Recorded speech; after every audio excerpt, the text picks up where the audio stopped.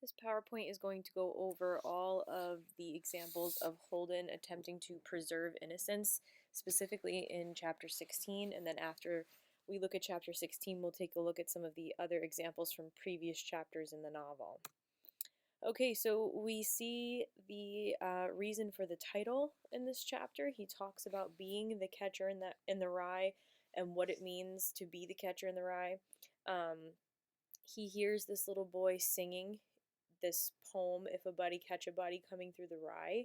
And he's kind of just playing games and he's walking along, like trying to balance on the curb, just doing things that little boys do. And as he's doing that, cars are whizzing by him. The parents aren't really paying attention to him. Um, and by extension, Holden kind of sees that as they're not really paying attention to him growing up. But watching this little boy play these games and sing this little nursery rhyme makes him feel less depressed. It reminds him of being a kid again. Another example of him preserving innocence would be getting the record, Little Shirley Beans, for Phoebe. It makes him happy to give her this gift, and he imagines the look on her face and her really getting a kick out of it, getting a big bang out of it. So that would be his attempt to preserve Phoebe as a child and to continue to feed into these moments of childhood. He talks about his favorite part of Hamlet being when Ophelia is horsing around with her brother Laertes. They're just kind of like engaging in roughhousing and kind of like playing around together as little kids do. Um, so that is a part of the story that makes him feel good. It makes him feel less depressed. He talks about what he sees at the park. So he sees dog crap, globs of spit and cigar butts from old men, and it upsets Holden because this is the place where children play, and all of those things are destroying that place where children play. And what is the cause of that destruction? The old men who are spitting and discarding their cigar butts. Um, and so he talks about that kind of destruction of innocence really upsetting him. He gives the girl a hand with her skate key, and he talks about the fact that you could put a skate key in his hand 50 years from now and he would still know what it is. So, that whole idea of once you ride a bike, you never really forget. This is a little trinket from his childhood that makes him happy and reminds him of what it's like to be a kid. He makes this comment in the chapter. He says, most kids are nice and polite. And that's really because they have no reason not to be. They don't have any stress in their lives. They're pretty much playful for the most part. The museum is a major symbol because he says he loves the museum because everything stays the same. Nothing grows up in a museum. It's literally preserving a moment in time. Each display is a frozen moment in time. So that's why he enjoys being at the museum. Everything is carefully preserved, and it's part of his childhood memory. He says in the museum, nobody changes but you. Each time you go back to the museum, you feel a little bit different. You're a little bit older. You have a little bit of a new understanding of the world. And that's because maybe you heard your parents having a fight. Maybe you realize that the rainbows in the puddles are actually just gasoline. So every time that you come back to the museum, a little bit more of your innocence has been destroyed. You realize more and more that the world is not magical. So, all of the things that he talks about in that chapter show that he's really trying desperately to hold on and cling to his innocence and his childhood. Some examples from other chapters.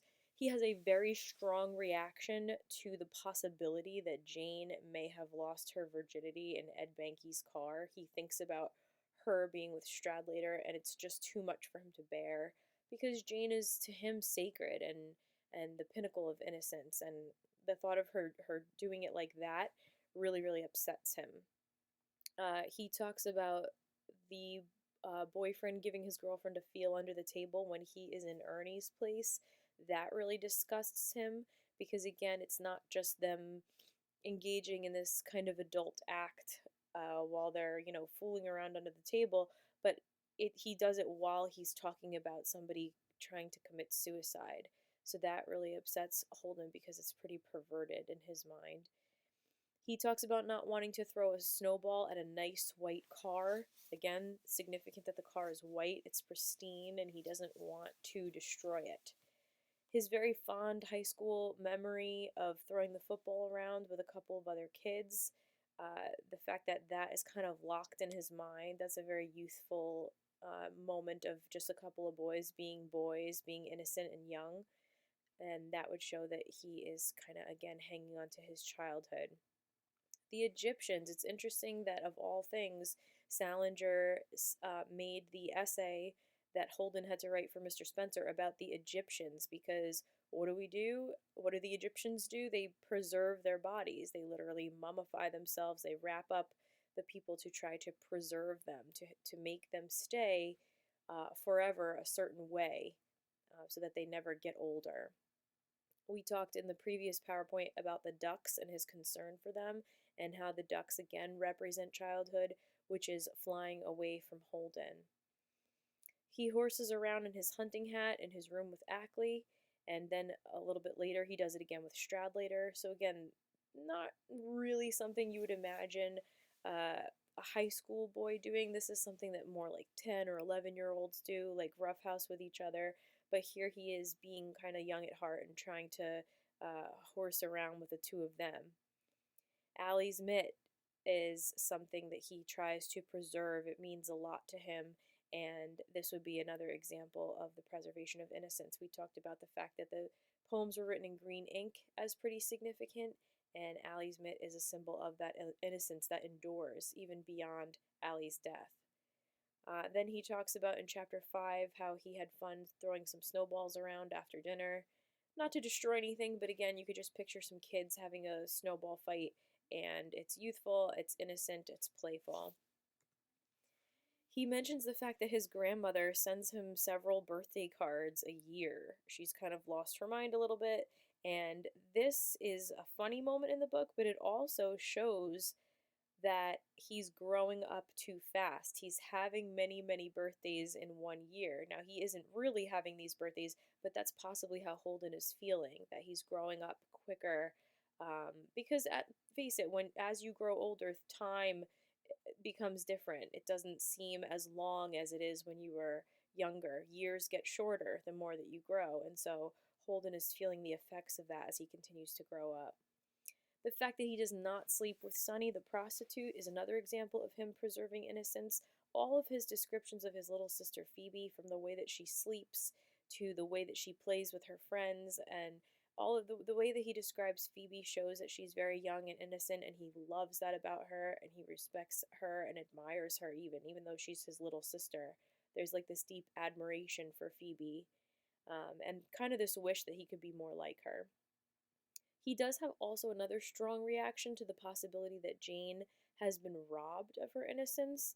Although it's not said directly in this book, he talks about the moment that he's playing checkers on the porch with Jane, and her stepfather or her mother's boyfriend comes out, and there's this moment where Jane begins to cry. She never tells him that anything happened, but Holden just gets the sense from her that he is not a great guy, and there is a suggestion that he may have taken advantage of Jane or done something terrible to Jane just because of her very strong reaction when she sees him, and that's something that upsets Holden a lot. And then lastly, his description of Jane as muckle-mouthed. He describes her looking like kind of an awkward kid or an awkward teenager. The fact that she kind of like hasn't really grown into her grown-up teeth yet would suggest that, again, she's kind of in this in-between phase that Holden is in as well. There are lots of other examples in previous chapters, and I encourage you to continue to look for them. As we continue the novel, you're going to see Holden trying even harder to preserve innocence and hang on to his youth. Thanks for watching.